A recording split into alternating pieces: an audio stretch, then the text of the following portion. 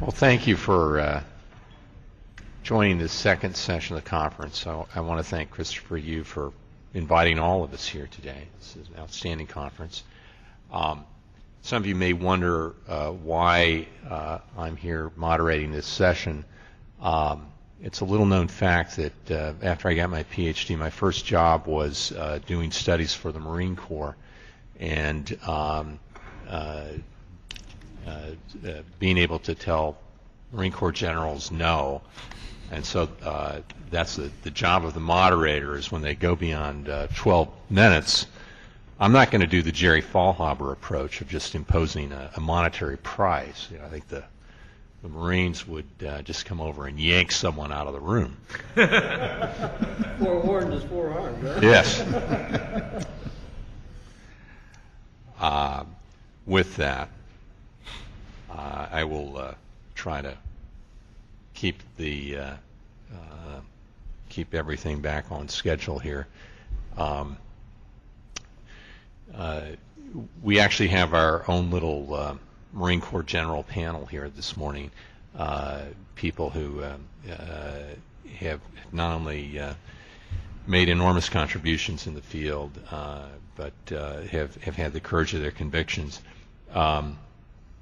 I simply want to note, when I was a commissioner, my staff would always point to Glen Robinson and sort of say, well, you know, this is what he did, and this is what he would have done, and it's one of the great intellectual leaders in the field. I would also note that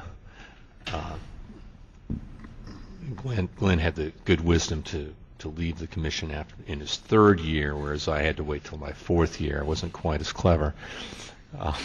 So with that, I urge each of you who by some off chance are not familiar with our panelists to look at the notes.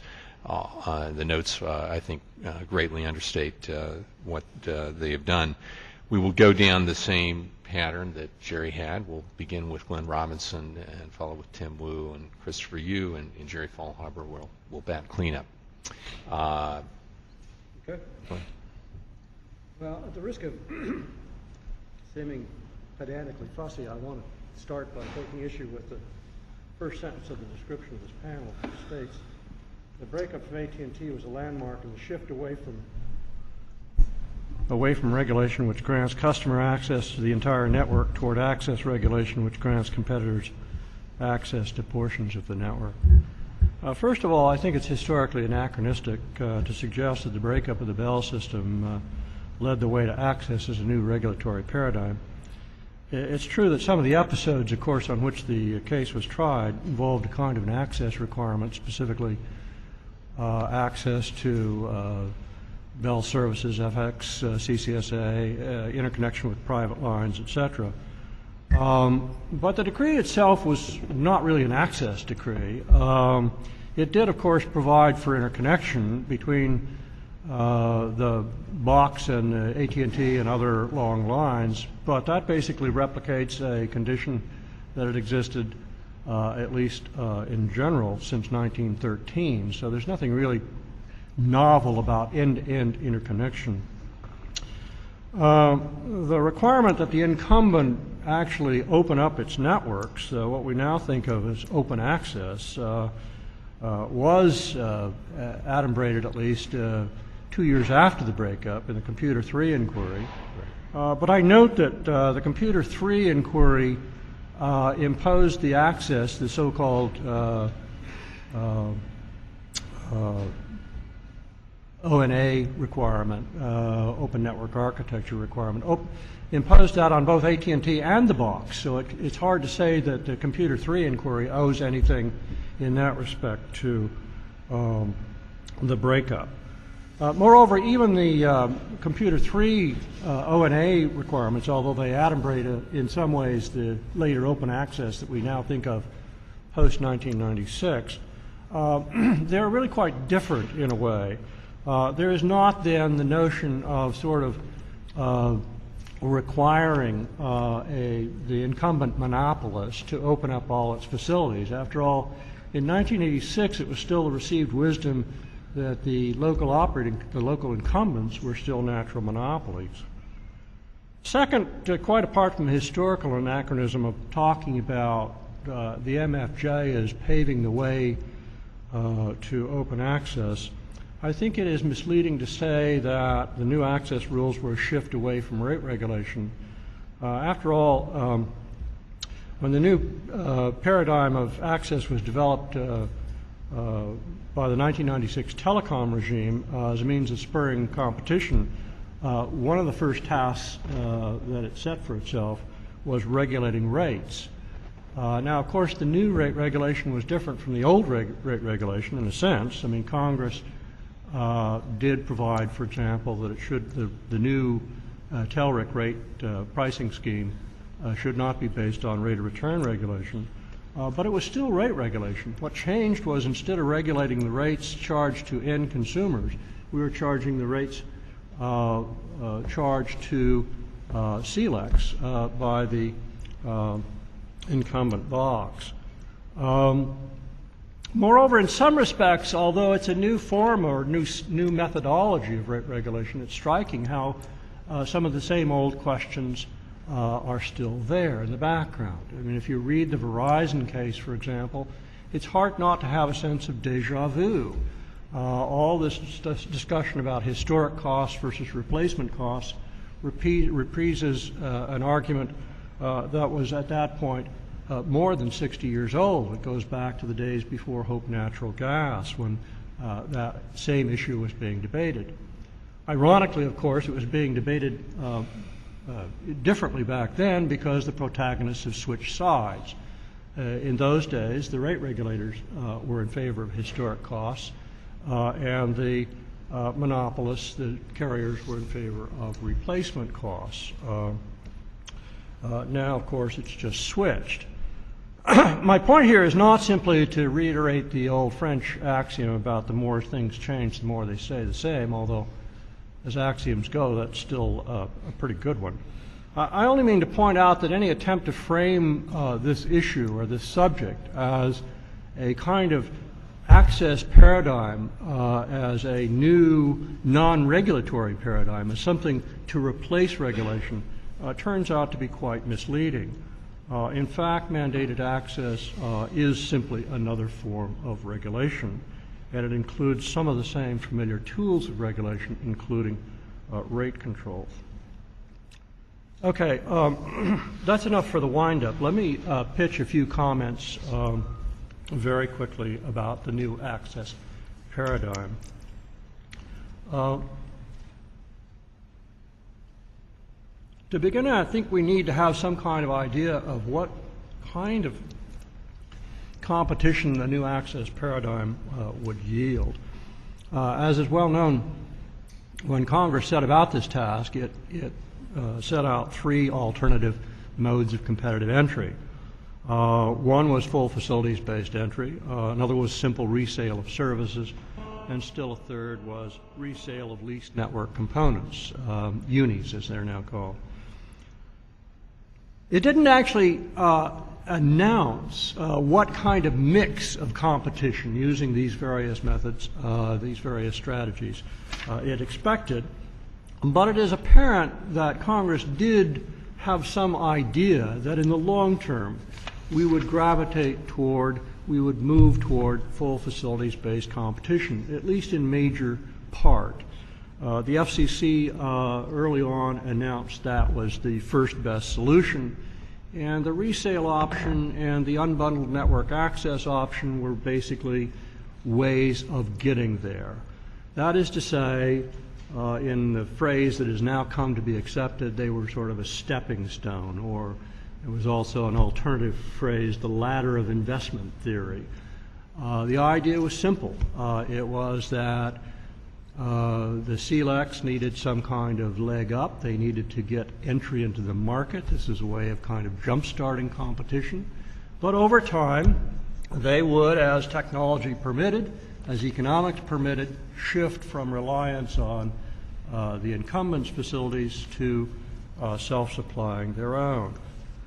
So that's the stepping stone theory. It's always been somewhat under-theorized. That is to say, if you look at the FCC's opinions, you won't find anything that is called the stepping stone theory. That's simply a characterization of what we have come to identify as the regulatory strategy. Well, if you accept that as the strategy, the regulatory ambition, how well has it worked?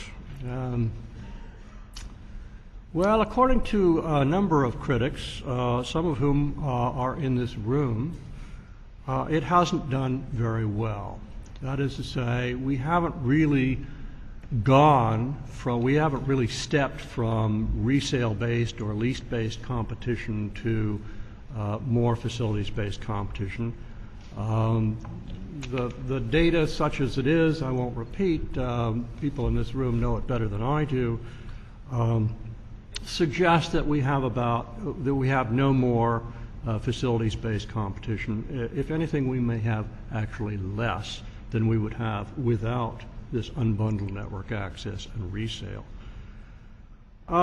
It has been suggested that the problem with the stepping stone theory is itself the theory. I think that may be incorrect. I don't think in the abstract there's anything wrong with the theory.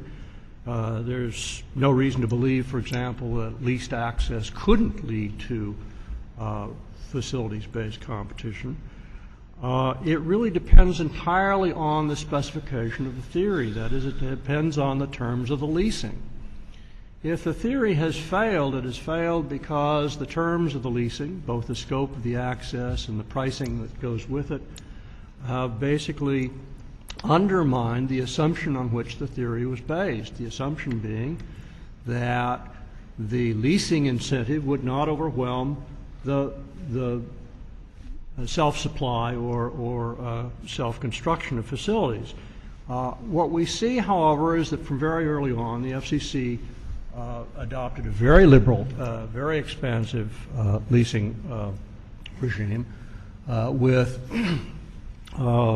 below market prices, the effect of which was basically to discourage, to undermine the incentive to self-supply. You could hardly expect a CLEC to make its own, construct its own facilities if in fact leasing is a cheaper alternative. And we have pretty good evidence that in fact that's what's happened.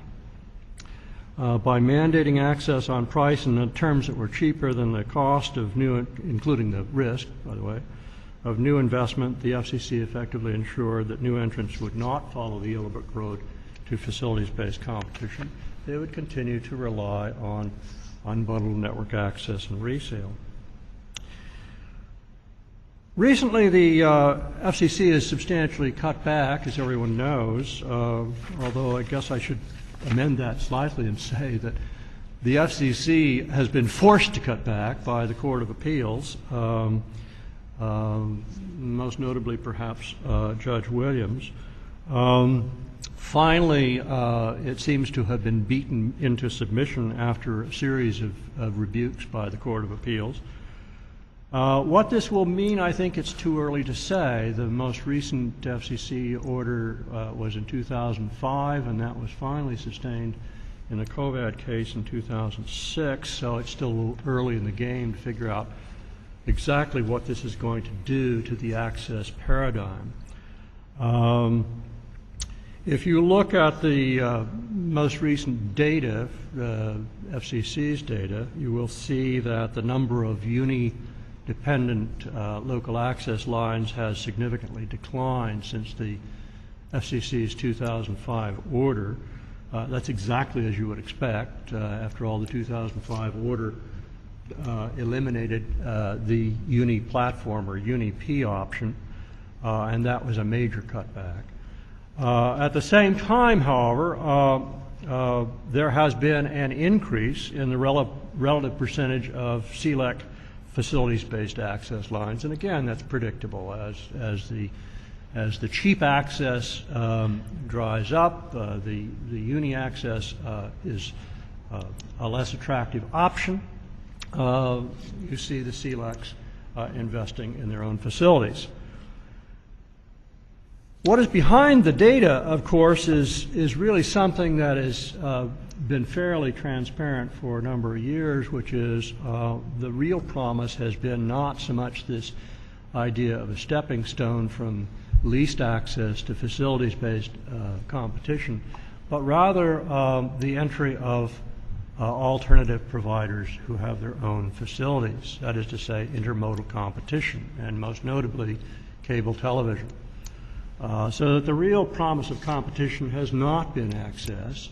It has come from cable television getting into the business along with wireless. Interestingly, what is not shown in the data so far, let me just quickly note this, is the wireless option. There's been a little bit of talk about this, but the FCC seems to more or less ignored this. The FCC's own recent data shows that as of 2006, for example, the end of 2006, there were 241.8 million cell phone users. That's 80% of the U.S. population, which incidentally is every adult over the age of 14. Since I think casual observation will indicate that there are some senior citizens who do not have a cell phone, I think we are approaching the point where everybody who's old enough to leave home unattended will have their own cell phone. So not only is wireless ubiquitous, by the way, it is increasingly a substitute for wireline. We also have statistics that indicate that some 12% of adults live in households with wireless only. They've cut the cord completely. If you take a smaller slice of the adult population, age 18 to 24, the percentage climbs to 25% who use wireless only. Finally, consider this datum, which is that 94% of the population now lives in a county that has access to 4 or more wireless providers. What's ironic about this, however, is that although the FCC has recognized the existence of cable as an important alternative, intermodal alternative to wireline, it has yet to recognize wireless. Moreover, it has yet to use either one of these as a significant reason to cut back on regulation. Which brings me to the last line, which is that none of these rules have significantly yet rolled back regulation. We have new paradigms aplenty. We have this new paradigm of competition. What is striking, however, is that the new paradigm of competition appears not to have caused any shift in the paradigm of regulation. So it might very well be that the French were right after all. As far as regulation is concerned, the more things change, the more they remain the same.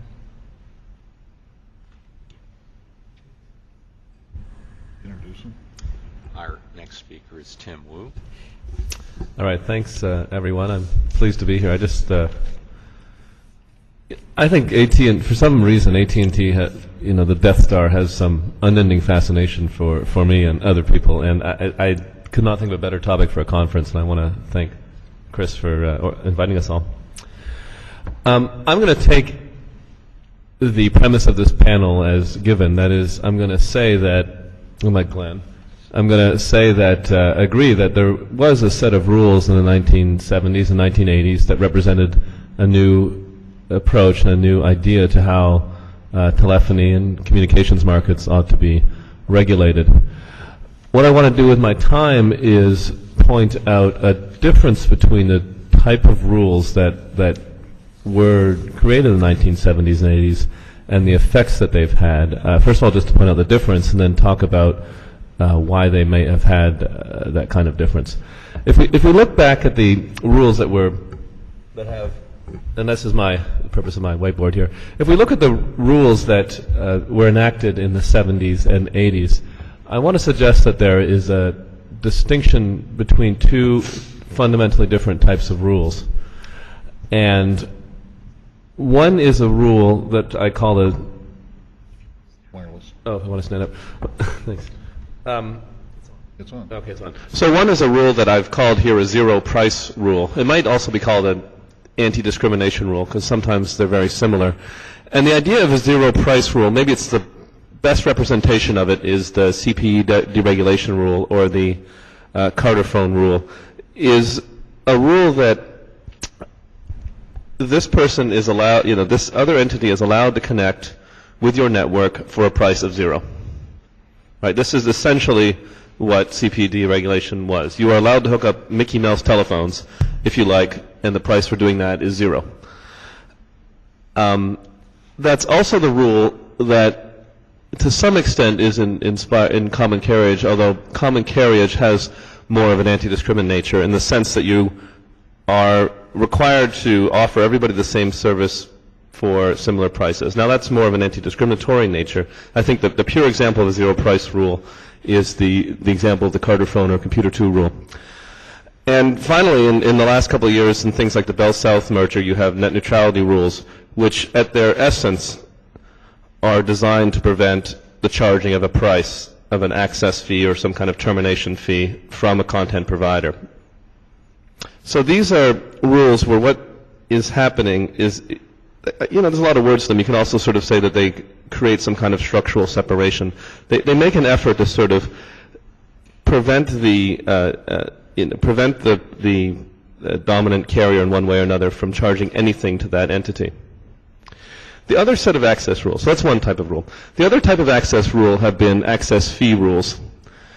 And, a lot of these are found in the 1996 Act when you look at the whole effort to have unbundled network elements, when you look at long distance access pricing and resale provisions. These are all rules which, as opposed to being a zero price, set some sort of rate whereby you gain access to that particular element or that particular facility. And that is how access is provided based on some kind of price. Okay.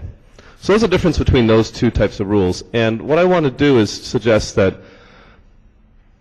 while it may, you might say a zero price rule is the same thing as, they're both access fee rules. One just sets the price to zero. I want to suggest that they have seemed to have had much different effects. My view, and this is sort of not based on my intuitions, is that the zero price rules, when they're successful, have tended to be more successful and represent a more profound form of regulation or deregulation, whichever you want to call it. That is to say, they are an effort to create a market that is going to function without any cooperation, interference, permission, or interaction to the least degree possible with an incumbent or with a service provider of some kind. They're rules that are trying to create an industry that can exist by itself without having to be in a position where it is dependent on the and the purpose of the success rules, when you think about the Part 68 rules or something, is to try to minimize the degree to which the competitive industries or the new industries have to cooperate at all with the incumbent industries, to put their to put their interaction on as much as possible a non-manipulable or non-abusable interaction. The access fee rules, I suggest, are interesting. I mean, they're interested in a different goal, and I think generally have been less successful if you think the goal is creating a profound shift in the industry.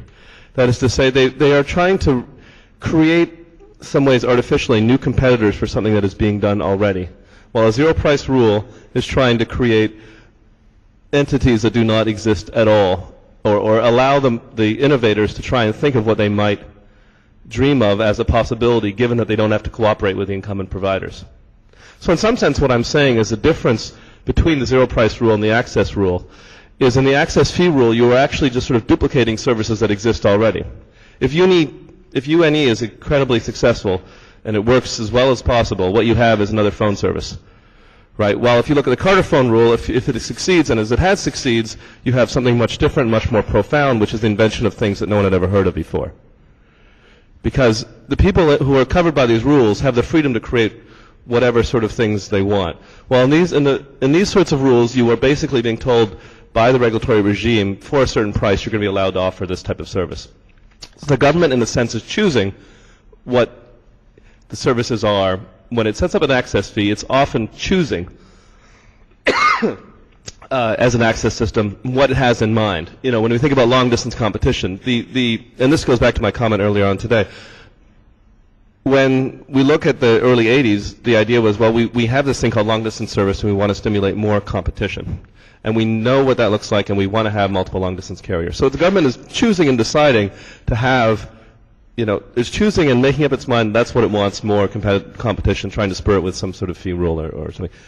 On the other hand, Carter phone, which I regard as, and Computer 2, which I regard as the FCC's most successful rule, they had no idea, I think, and no expectation of what was going to happen, and certainly probably didn't predict, people can correct me, that personal modems would become popular, that AOL would end up being a major beneficiary of this rule, and Earthlink and independent ISPs. And that's profound, mostly because, and the independent ISP industry with Computer 3 and 2, mostly because they, you know, were completely free to operate and do whatever they liked. And that, in my view, creates a more profound type of deregulation or regulation, depending on what you want to call it. The last thing I want to say, and I guess this is partially defensive of net neutrality rules, one of the reasons I've been a defender of net neutrality rules in some form is the idea that what they are trying to do is create a zero price barrier to prevent some form of setting of access charges or access fees or termination charges on content and application providers, and for the reason, not for the reason that, you know, I don't think that can ever be useful, but for the reason that that industry with the isolation can then innovate and create things that are more unpredictable than you would have if you're in a situation where you have a regulated access fee. So that's what I want to say, I guess, about this, and thank you very much.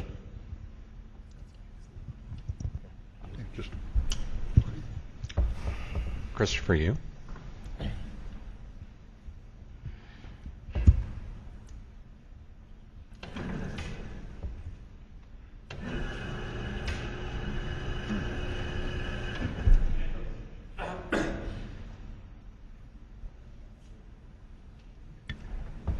I actually have a wireless mic on, so I just want to make sure. Fred, can you hear me? Is this going? Okay. All right. Not at all. I have to point at this, so I'm going to stand up a little bit. As tempting as it would be to respond directly to Tim's comments about network neutrality, we've done that enough for now. We'll set aside that for now and do something else. I'd like to present some material that is largely covered in a book, a forthcoming book that Dan Spulber and I are co-authoring. It's coming out in Cambridge University Press. And it's one of these ideas where we want to put out a general, to apply some different tools to analyze ways we might regulate networks. And we have a series of implementations carried out. One has been published already, which is on the Columbia Law Review, which Dan will present later today, which is implementation in the antitrust context. We have a forthcoming article in the Harvard Journal of Law and Technology applying this to broadband. And the one that will appear in this conference value is applying it, obviously, to local telephone service. And for lack of a better thing for today, I've called it Toward a Unified Theory of Access to Local Telephone Networks. And I'll try to explain what I think that means. You know, the classic approach, Glen's objections notwithstanding, is that we really have regulated the price and the terms and conditions of outputs to end customers. And for years, we got in debates of whether that would be replacement cost or historical cost, and that the parties changed based on we have an era of inflation or deflation. It varies. And that, in fact, it's based on some measure of cost, and really you needed no theory of network configuration. It could be a black box inside of which, and you just counted up the cost, but you had no real need to determine the way the different elements were configured with respect to one another.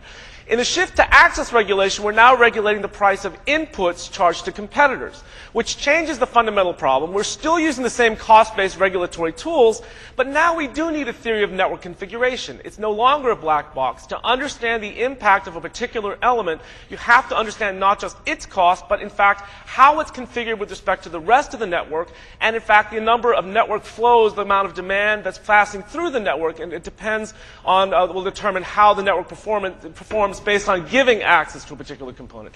So what I would say is that in fact the proposal we're doing, the book we're doing, that Dan and I are doing, are based on a mathematics known as graph theory. That is one of the few tools to captures the interactions among network elements in these ways. And in fact, it surpasses the literature of network economic effects, which has really dominated the study of networks for the last 20 years, which reduces it all just to the network size, the number of customers on the network. Now we need to know more than just the number of customers, but actually the way the network is configured and the way the components interact with one another. And in fact, it provides insights into network configuration, cost, capacity, and reliability. And I think it gives us a framework where we can talk about the way different forms of access play out, and obviously, and try to knit them together instead of different forms of retail, wholesale, and so forth, and to try to provide a unified basis for bringing this all together. So what is the idea? The basic idea is of graph theory is it maps a network into nodes and links, where you look, they have capacity, they have cost. You can look at the amount of carrying capacity through each one, and you can develop an interesting theory based on how the total carrying capacity of the network and the cost. But really, the problem what you can do is look at the interactions between different network elements that captures what really makes networks networks. That is, the ability for it to compensate by rerouting traffic along different paths, even if one path is blocked, in a way that captures an interaction among the components, where completely blocking one link by reducing its volume by 10% doesn't necessarily reduce the carrying capacity of the network by 10% because of this process of dynamic interaction. And in fact, what it brings is the idea is that you get a theory of optimal configuration. How many links do you need to actually carry this? You can make choices of cost-reducing technologies based on high trunk lines. You can make assessments of reliability. That is, reliability generally requires a degree of redundancy, which raises cost but improves performance. And that, in fact, it picks up one of the fundamental weaknesses of the current cost-based approach, where you look at the cost of individual elements, in the sense that if the capacity of that element is slack, the fact that someone's occupying it through access will, if you base it on cost, over-represents it. Why? Because if it's slack, it's virtually free. On the other hand, if the capacity is saturated, doing a cost-based calculate will potentially undercompensate them, because, in fact, it's on the critical path, and marginal cost could actually degrade the entire network performance to degrade. It also is network optimal configuration in important ways, and may degrade reliability and service.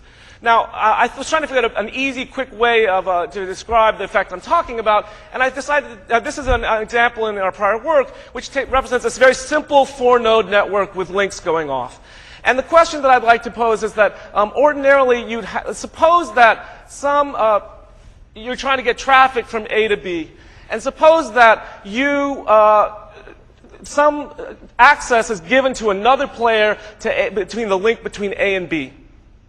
That essentially occupies the entire capacity that you would otherwise use as a network owner. And under a cost-based regime, we would decide how much this link costs, and that's how much we would charge them on any form of a cost basis. Well, the problem with this is if that link disappears completely, the amount of the cost to the actual network owner is not represented by this link. It's got to reroute traffic completely around this way to provide the same service from A and B. So the real cost-based impact on the network is not accurately represented by the link between A and B, but in fact is going to be reflective of a much larger routing path based on the occupation of that capacity.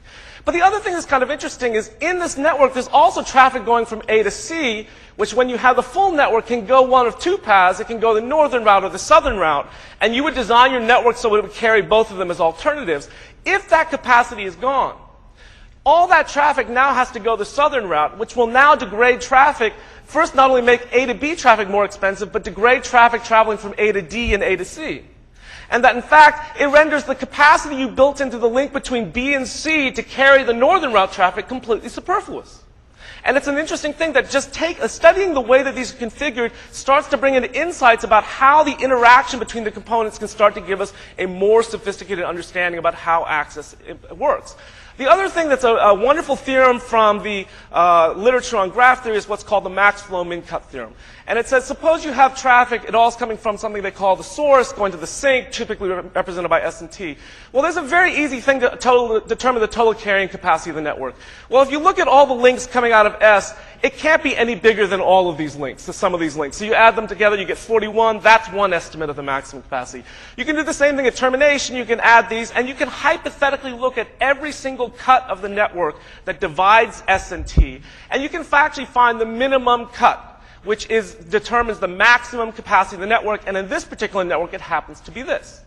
Now, what happens if we take this capacity here, 8, and we give 6 units to somebody else, so you only have carrying capacity of 2? Now, interestingly, it completely changes what the maximum carrying capacity of the network is in ways that are extremely unpredictable. And in fact, it now puts these links, which were previously not on the critical path of the network, on the critical path. So any degradation in these links, all of a sudden, this traffic is now extremely congested, extremely sensitive. And in fact, we've got a method now for modeling how these impacts can happen on a systemic level instead of on an individual level.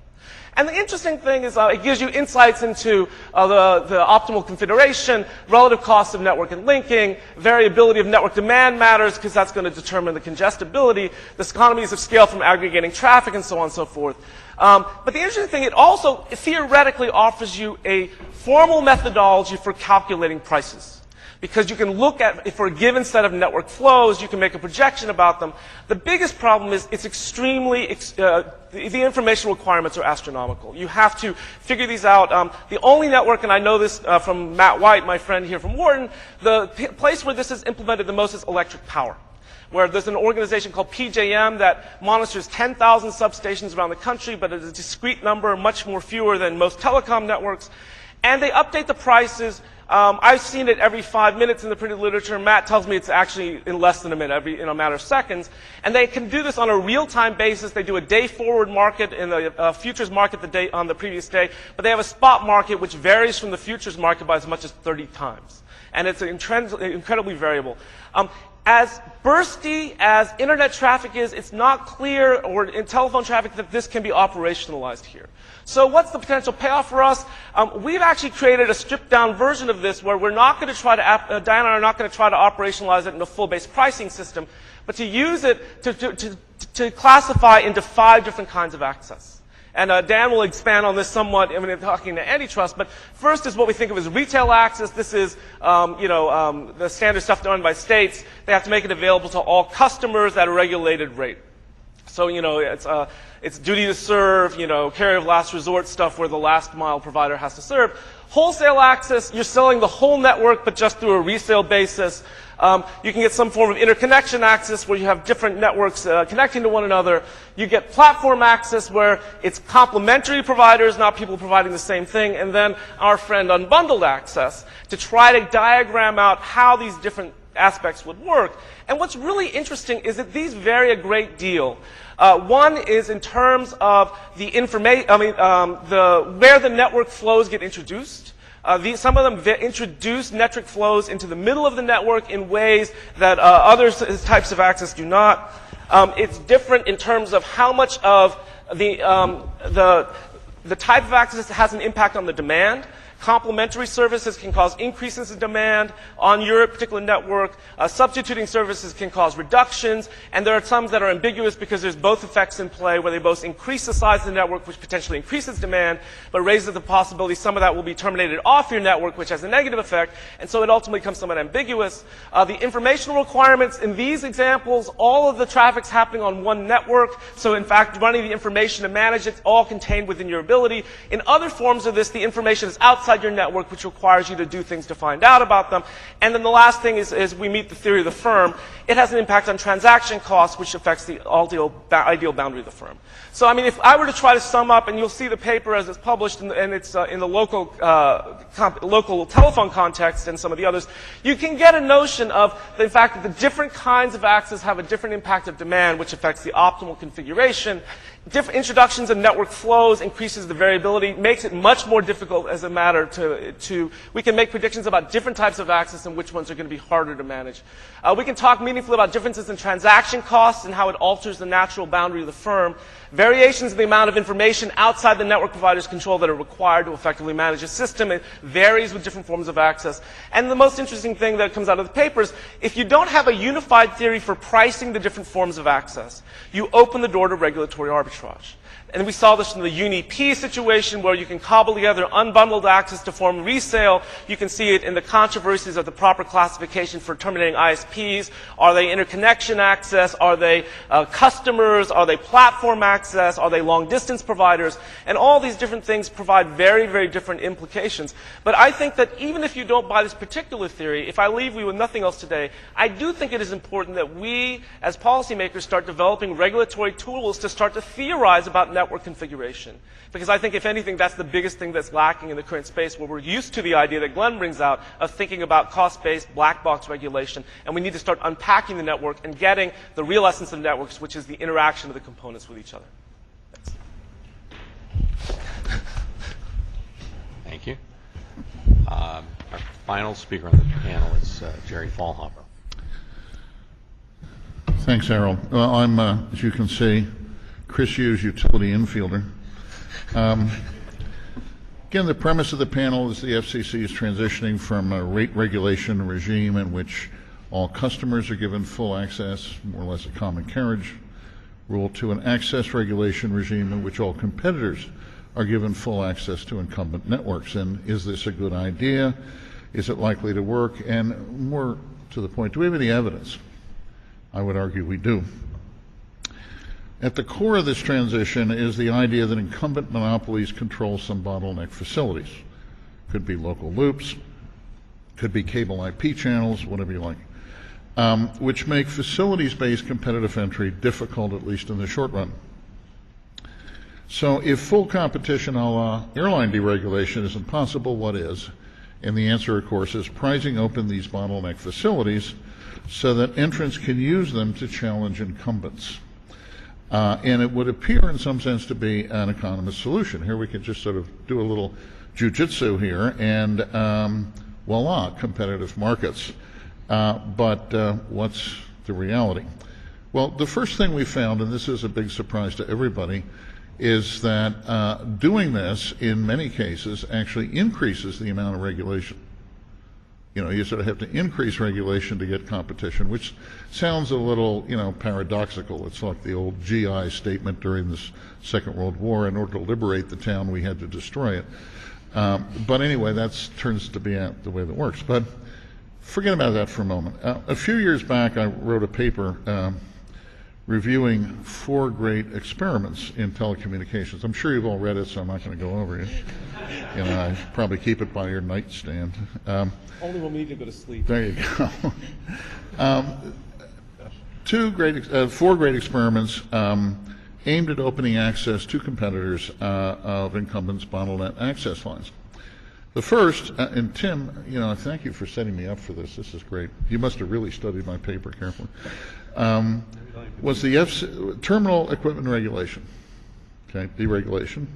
Second was the FCC attempts, most of us don't remember this, to open long-distance competition. And anybody in this room that remembers the word ENFIA will know what I'm talking about. The third was the DOJ, crowbarring open the local access line. And finally, the Telecom Act of '96 attempts to open the local loop. Now, in that paper, I basically argue that 2 were successful. The first was terminal equipment deregulation, and second, at no small cost, was the divestiture.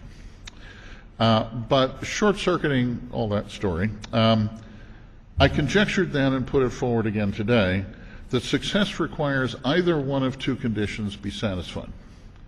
Again, this gets back to Tim a little bit. First of all, the interface between the entrance business and the incumbent's business, right? We've carved out a little competitive thing, and then we have this big old incumbent monopoly. That the interface, which is, of course, where all the regulation happens, has to be really simple. Really simple, okay? Now, terminal equipment worked because we had a simple interface. It was called the RJ11 connector. Okay, you didn't have to do too much rocket science to deal with this. You could plug it in, boom, good. The second condition was you couldn't have the incumbent operating on both sides of the market. Okay, because then you got all kinds of nasty incentives going on. And that was essentially what the MFJ tried to do. Okay, which is to say, okay, we're going to split the company, this is it. So we're not going to have AT&T on both sides of this market. Now, either one, both would be nice, but either one would work, okay? The FCC's attempts to deregulate long distance didn't work because, A, this is really complicated. Joe Weber spending 2 or 3 years of his life working on this suggests this isn't easy, and there were still people on opposite sides of the market, okay? I argued, when I was writing this paper, I was at the FCC, and nobody agreed with me at the time, I think, and that is that the Telecoms Act of '96's attempt to essentially mandate wholesale for local access lines was a failure. Okay, it wasn't immediately clear to everybody in 2000, 2001 that it was a failure, but it was, and I think it's pretty clear now. And we've seen this, the entire CLEC industry was based on the FCC is really going to be able to enforce this, those poor suckers. Now,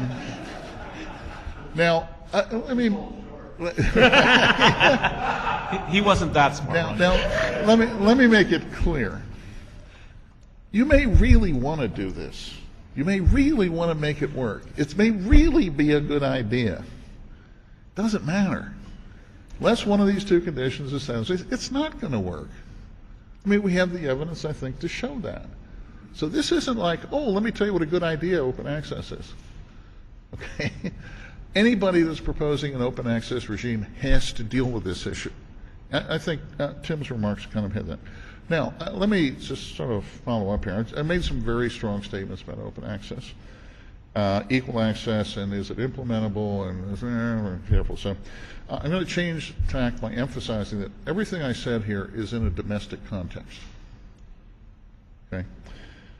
Now, through some magic, which is completely unknown to me, okay, forcing open access in France, Germany, and Japan, and maybe a couple other places, actually seems to work. Okay? Now, apparently it's been a great success in these areas. Now, what's surprising is that we tried it first, okay, and it sort of started heading downhill, and then we went around and told everybody about it. I used to talk to Don Abelson in the International Bureau, and he said, oh yeah, we're out there proselytizing about how local loop unbundling is really great.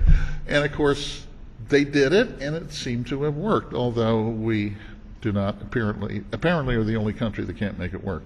Now, I have no idea why this is true.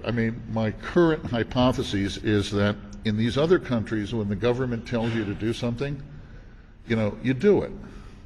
And my conversations with Japan and France sort of suggest, oh yeah, well they told us to do it. What do you want us to do? In the U.S., when the government tells you to do something you don't want to do, you whine about how unfair it is. Okay. You complain to your local congressman and try to get them to call the FCC chairman on the carpet, which may work, and of course then you always bring suit in the D.C. circuit. And the net result is you almost never have to do what you're told. Okay, so we may have a different political economy. I would be anxious to hear from my fellow panelists and audience about why we have this weird international anomaly. Thank you. 30% government ownership of the incumbent will have a dramatic effect. That'll do it.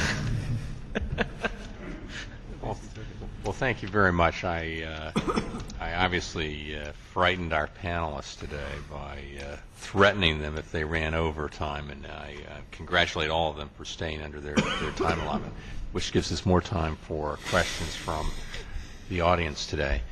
And I'd like to open it up to questions from the audience for our panelists today. Richard?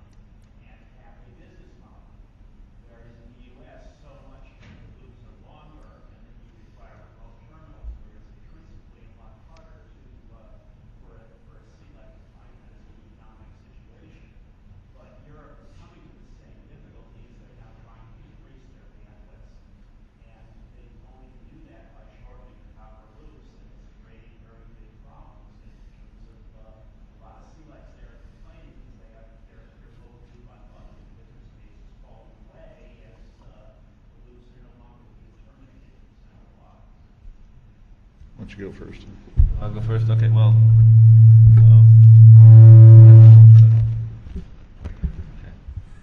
That was just my power or something. I don't know. I guess I wasn't exactly sure about what you're saying about the zero price rule. I think that it's the. I mean, maybe we can talk about it.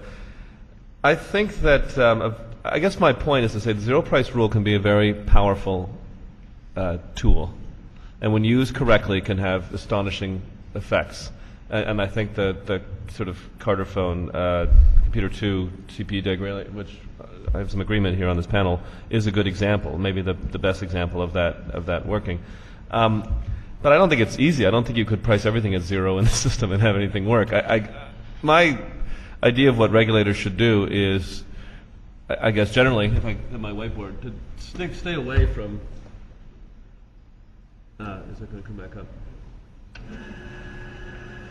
Is to, if I were telling the FCC what it should do, or Congress to set up a telecommunications system, I would say, try and stay away from these systems. They lead down to a lot of trouble, and try and guess the correct places to put the zero price rules. Choose a series of very easy to administrate zero price rules. I mean, you don't need a price set. You do need an interface proceeding, which is difficult. Which is your point. But you don't need an ongoing price proceeding because the price is zero. And so if you choose the right ones and you get that right, then you can have profound effects on the industry. That's my model. So I'm sort of, I would, in my ideal world, sort of abandon all this stuff and just try and get the right ones here. Try and get the right zero price rules, and that would be telecom regulation. Jerry, you want to? Yeah, let me use my time here to answer a sort of a very vaguely related question that you actually didn't ask, but you deserve it because you mentioned density, okay? And this gets us into the broadband world, where, of course, we live in a country which is actually more rural and less dense than, say, France.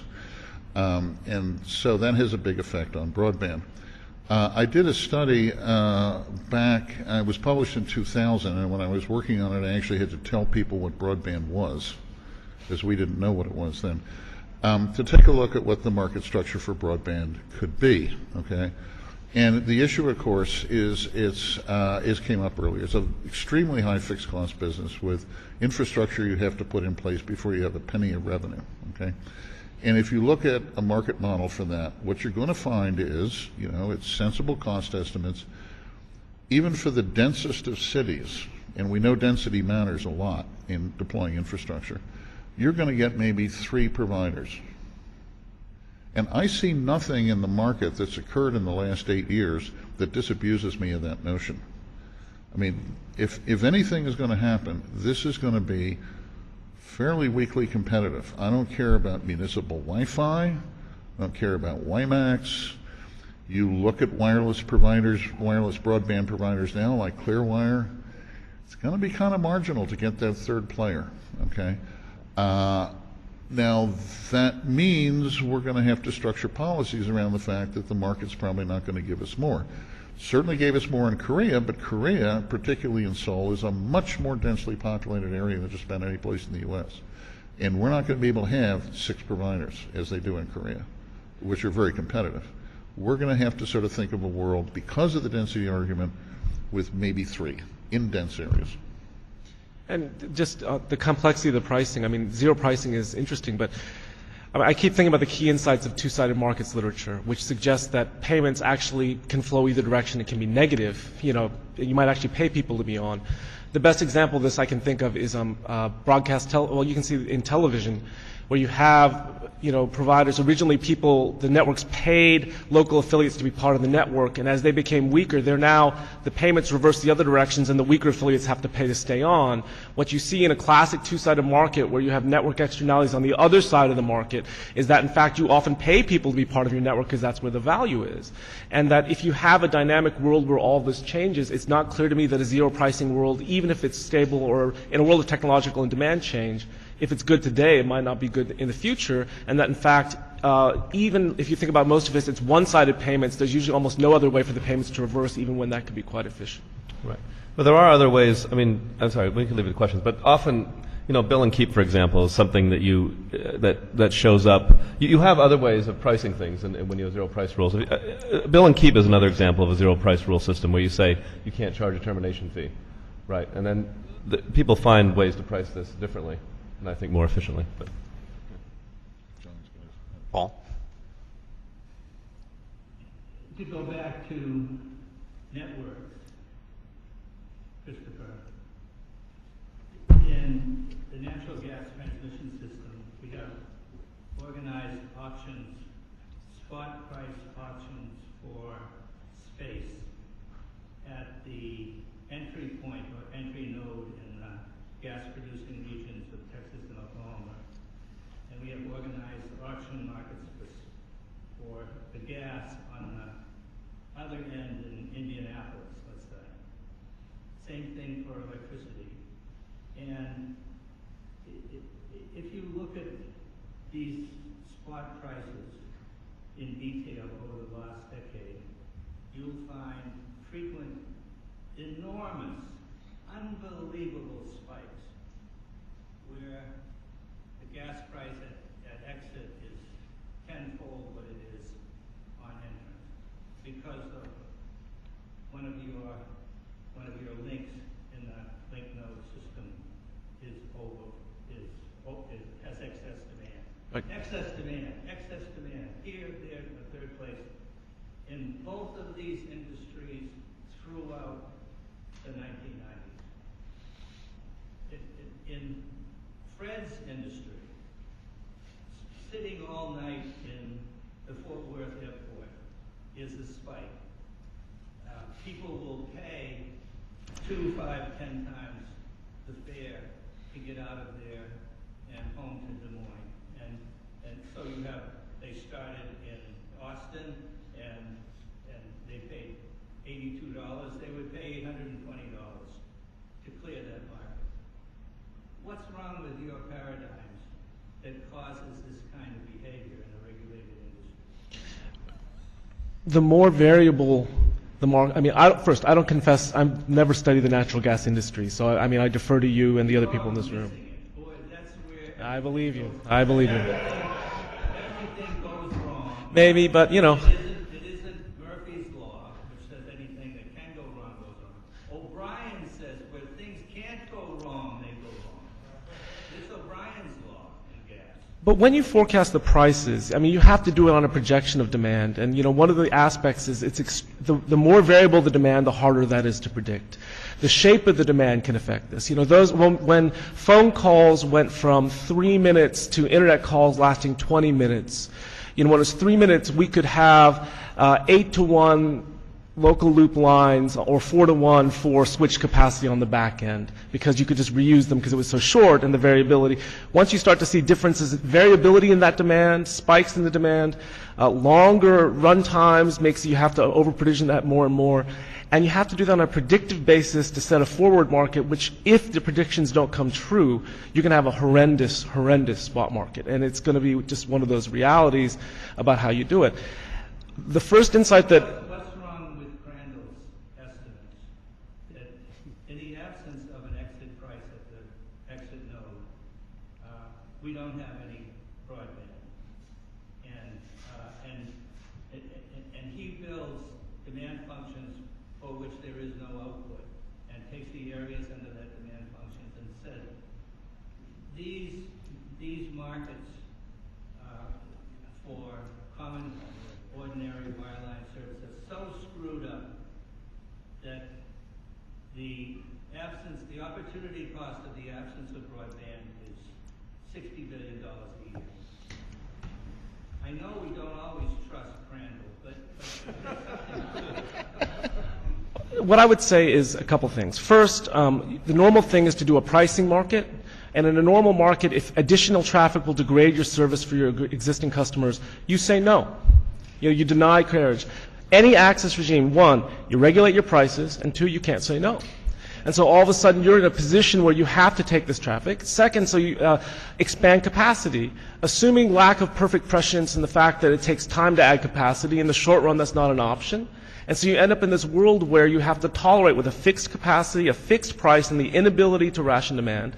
The conclusion that Dan and I came to, really in your situation, and that only is to allow service to degrade. Is that a regulatory phenomenon?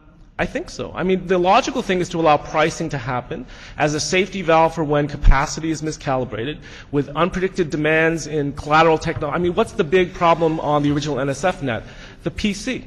No one saw it coming. We've gone from terminal sessions to file transfer sessions. It's not one keystroke at a time. You're putting through kilobits. And Behavior in these partially regulated network industries is extremely volatile. And as you move to a world, More than they were when they were regulated. I agree, and particularly if you move a world from unified control of the network to diversified control, which is happening in telephone and even more so on the internet. We are really in deep shit. Well, I'm very sympathetic with that, in which case one solution is to get out of the game of access and be much more humble. I mean, deep yogurt, we can get out of our deep yogurt if we move from a notion that maybe this is a general indictment of the access regime altogether, that the details of the types of access become ultimately dominated by the negative effects of having to take it. Treating it as seriously as your findings intend it to be treated. Well, thank you. I think we ought to give Bob Crandall a chance for a rebuttal there.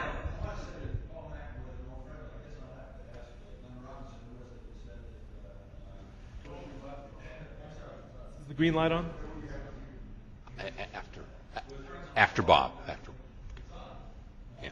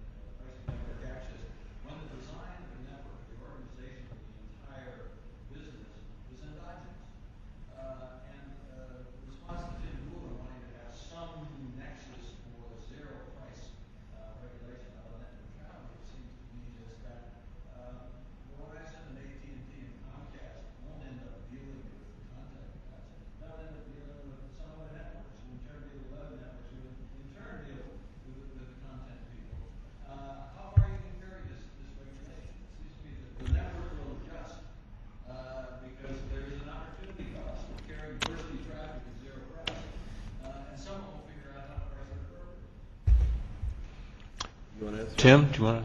Why don't you go first? Okay, well, I'll go. I agree. It is endogenous. We can try to do these analyses. And frankly, I think Paul's got the more variable it becomes, the longer it takes, the worse this is going to perform. The other funky thing about it is it makes pricing hard because you can get big discontinuities. Whereas you get really badly behaved, curves, and then all of a sudden we have these big discontinuities. Maybe if we can aggregate them to big enough numbers, we can get something that behaves pretty well. But I've heard a lot of people, including Jerry, express skepticism about whether that's actually going to work. It's more an analytical framework now than firmly buttoned down answers. But I think I think that's a fruitful line that we should keep pushing on. I'll say that. Well, first of all, that there's a line that differentiates some of us in this room, which is fundamentally whether you care about price competition or you care about innovation, as what the goal of policy in this area is. And I'm much more on the latter. I'm not interested in price. I don't like high prices, but much of this stuff. When I have my two things, these are mostly focused on trying to get the prices, competitive. The reason to have competition is so the prices are. And this is mostly trying to get innovation. Now, to answer your particular question, it's a practical question. Will somebody else find some way around a rule that says you're not allowed to charge Google or YouTube to reach somebody? There's certainly a possibility. I think as things are, they're not too bad. That is to say, if you look at, say, the Bell South AT&T merger condition, which AT&T is under right now, hasn't seemed to be the end of the world, and they've been deterred from setting up extra termination fees, and I think that's good. I agree, even if you focus on innovation, it's not obvious you end up where Tim and I disagree. And to just a purely historical example, because I love that I can make these statements in this room, think about the computer inquiries and the waivers we needed for vertical switching functions when it was best integrated in the computing power of the switch. We had protocol conversion. We shifted to digital, protocols in the long distance portion of the network where they're no longer completely interoperable. AT&T needed waivers from the access regime in order to implement those because they were no longer fully interoperable with the existing standards. And when we have a dynamic environment, what you have is risking the access, the standardization implicit in the access requirement, even if you're in favor of innovation, understanding that there's a trade-off, that it unleashes the number of people who can compete on that standard, but you deter innovation and the deviation from the standard itself. Your arguments, Christopher, and this is meant in a good way. One thing about your arguments is they always tend to lead in the direction of just saying the complete monopoly control is better of the thing. Right? Is that? Competitors control.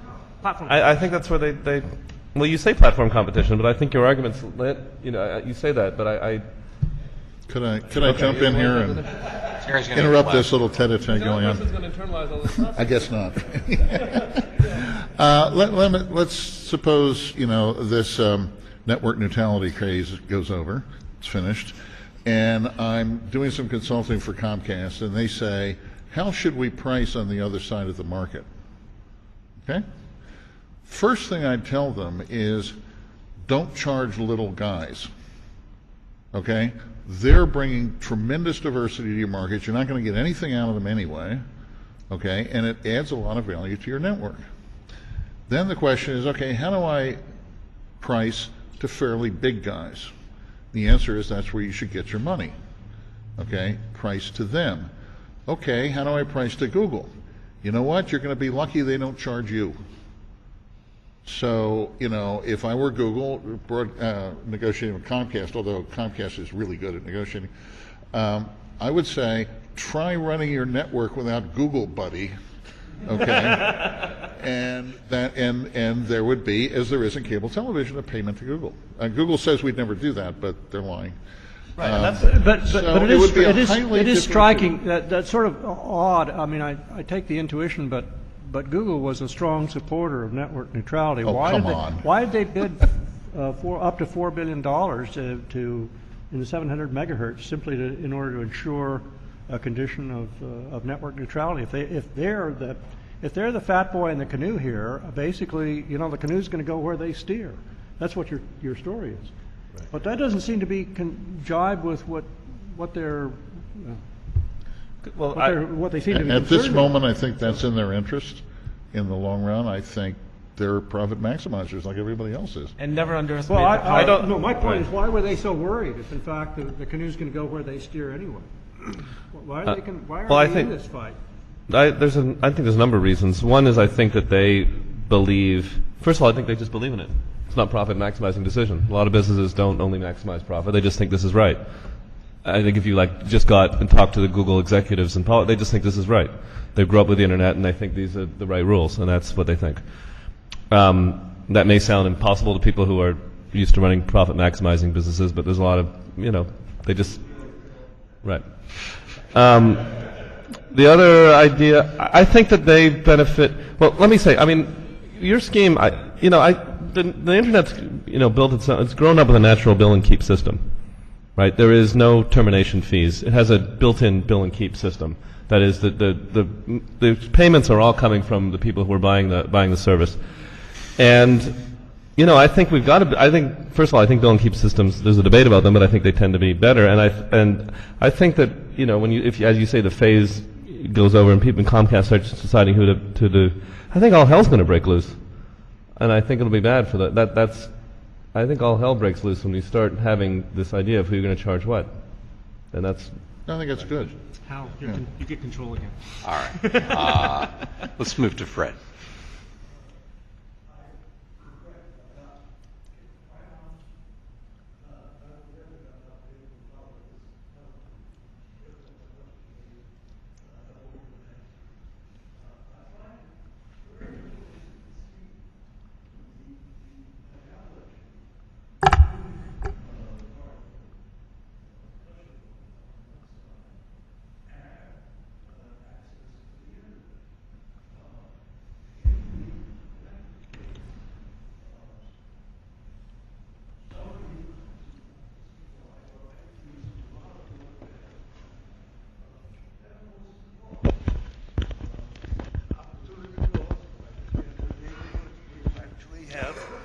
Deterioration of, do I talk into that? Where you actually have deterioration of the reception elsewhere when people are doing gaming, for example, or downloading motion pictures. It has an opportunity cost. It has a long-term investment cost. The investment in additional broadband so as to optimize the amount of interference. Now, it is also commercially valuable to the supplier of content. They're competing for an audience to whom to direct advertising. And I think this is what so many of you have been getting at.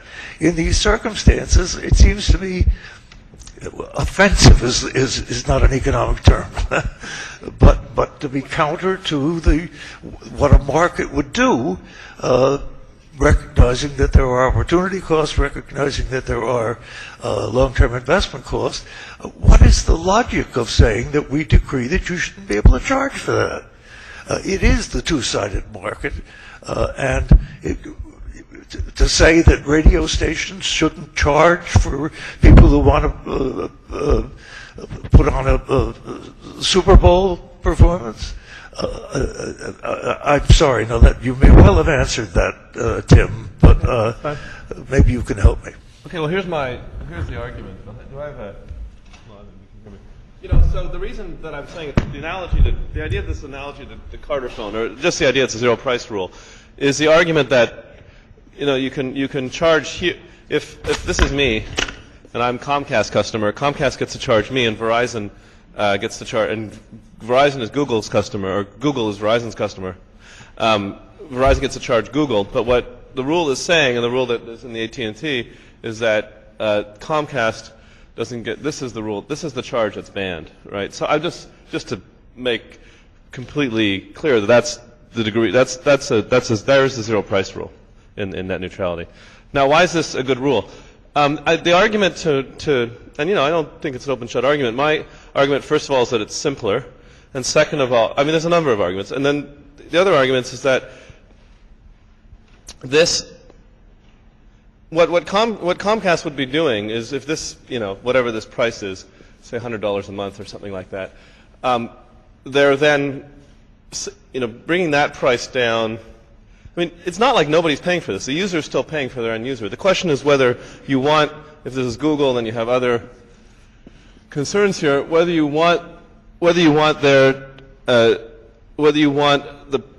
the prices paid to this entity to be determining the competition between these entities. That's the biggest argument in favor, is that you have a competition as to who has the favor of this company and who has the best deal on the prices that are flowing between these two. And I'm saying with these at zero, which is a system we've had good competition and good innovation between these companies here.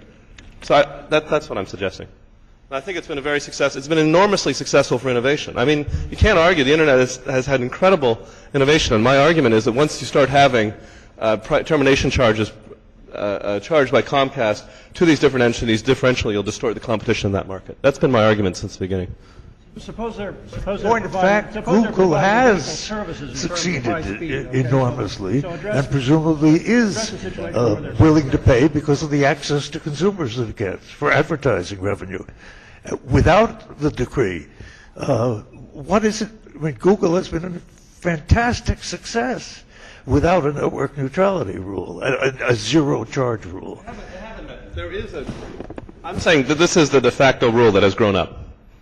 This is the rule right now. Right now there are no charges from Comcast, from the terminator to these companies. This is it's not it may be a legal rule. What is law? When people violate this, the FCC has hearings. And so there's a de facto rule, I'm saying. And what I'm saying is this has been very good for competition and innovation in that vertical market. But if I may, one of the interesting things is you're starting to see this, if I can draw on your diagram, to break down, and you're starting to see pricing emerge. You get what's called secondary peering arrangements, where these people directly peer with them and bypass the backbone altogether. There's a wonderful paper by Dave Clark of MIT where they're starting to do paid peering, that even if they have a peering relationship, and in turn for guaranteed QoS instead of best efforts routing, they're starting to do that, and you're seeing a price start to develop here. You see Akamai going straight from Google to cached networks on the other side with a direct payment, bypassing the public backbone altogether on a paid basis, using storage as an alternative for networking based on different prices. And the concern that I have is we see heterogeneity and what we're seeing is a formerly very hierarchical network structure becoming more and more diversified and more dirty, which means that it's more reliable, less market power by the backbone providers, and is often much more robust in terms of there's no longer one unique connection to every place, and so all of a sudden even partial network failure or congestion doesn't necessarily cause complete network failure. Jump in.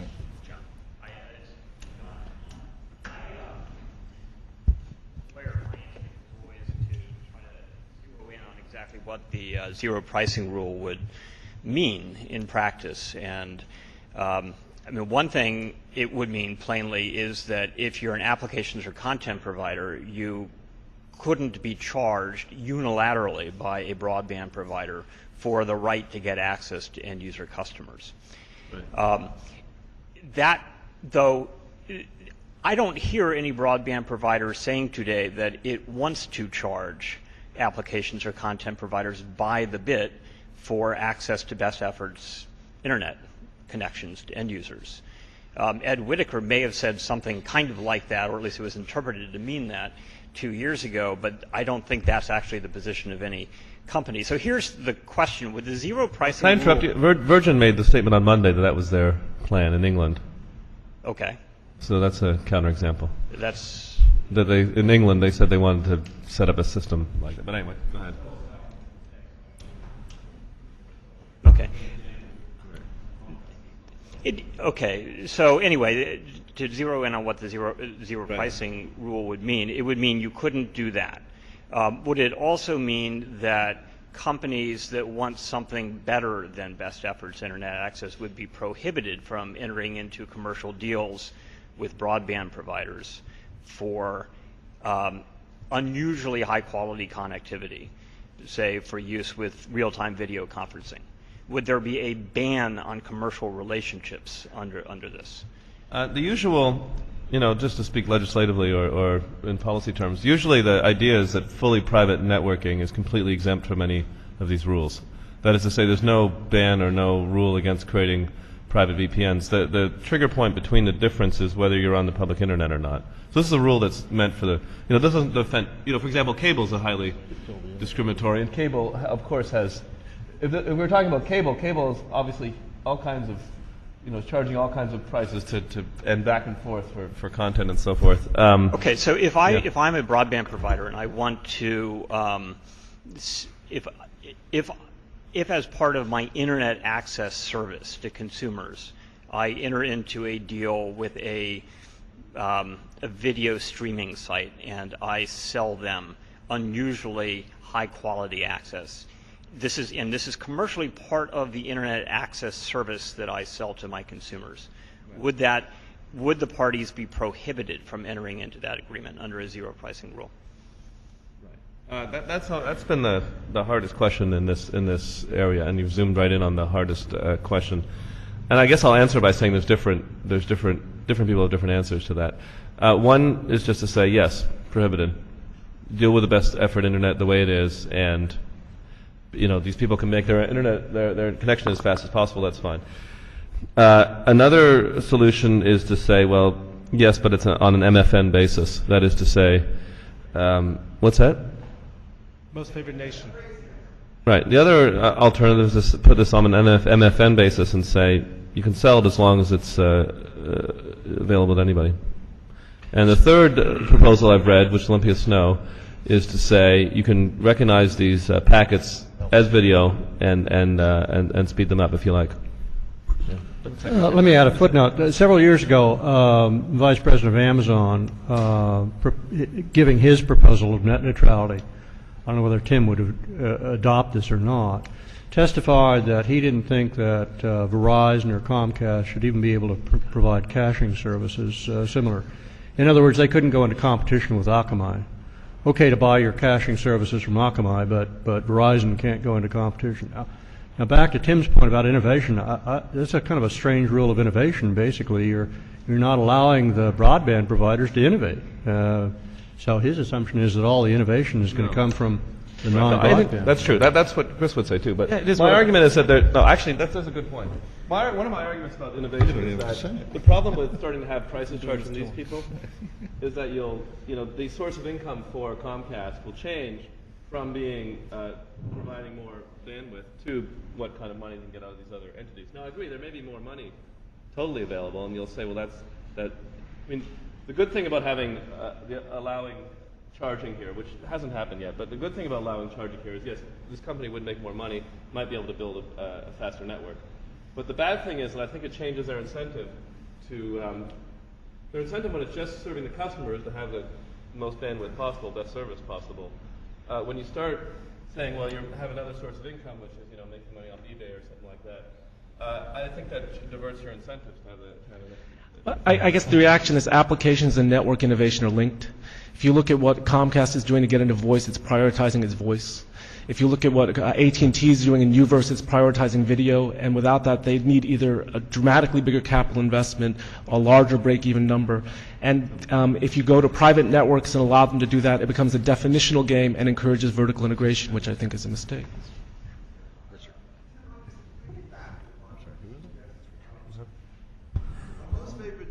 Clause means that every time you start to innovate with one, you've got non-discrimination with respect to others. When you start looking at dynamic markets and things like hotels and airlines and so forth, one of Epstein's many theorems is there may be no two people on the same plane who are paying the same price. And, if that's a way, and that's a response to the fact that they're high joint costs, and you're always trying to figure out how it is you push some of those high fixed costs onto the inelastic portion of the curves. And what you're saying, in effect, is that all those structural features don't amount to anything in this crazy world, and that what we do is we put one feature at zero price, and what that's going to do is going to create, I think, a very serious problem of creating much more serious jolts everywhere else throughout the system as you try to equilibrate one thing.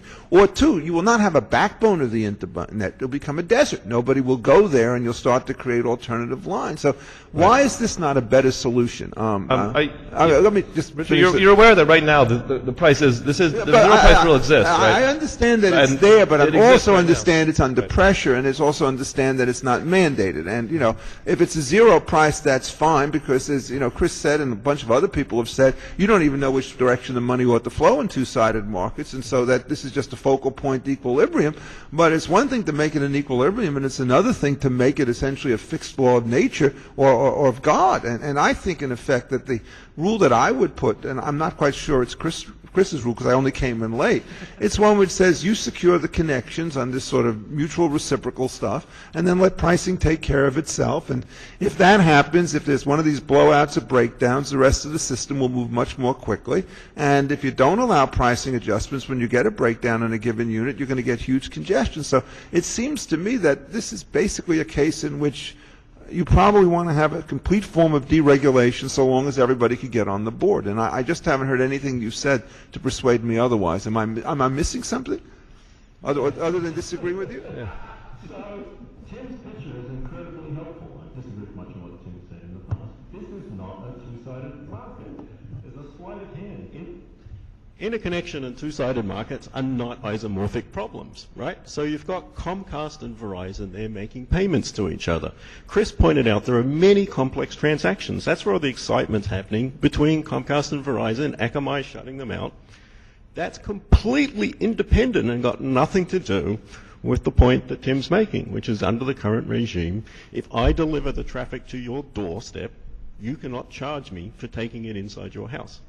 Right? This has got nothing to do with the internet backbone. Absolutely nothing. This picture has nothing to do with the internet? No, I'm saying that the discussion of all the innovation inside the network has absolutely nothing to do with the zero price rule as you've drawn it. Because all of the excitement and all of the which way did the payments go in the two-sided market are between Comcast and Verizon. So let me ask you the following thing. As a lawyer, suppose I'm Google and I subscribe to Verizon as my ISP provider. And now they can't deliver guaranteed delivery to anywhere in the country. What the hell did I just buy? What the hell is my contract? Right. Best efforts, but there are 50,000 ISPs out there who could block my final delivery of where the traffic's supposed to go.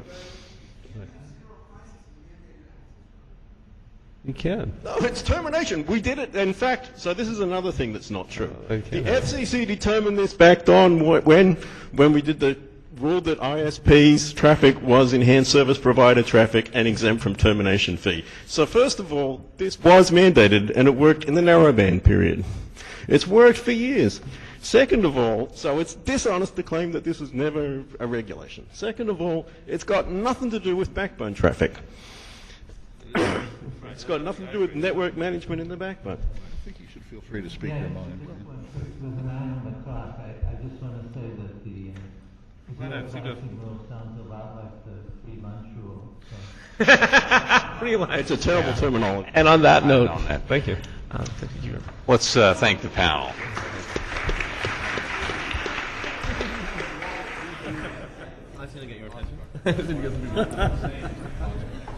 Well, it depends what you mean. If you're talking community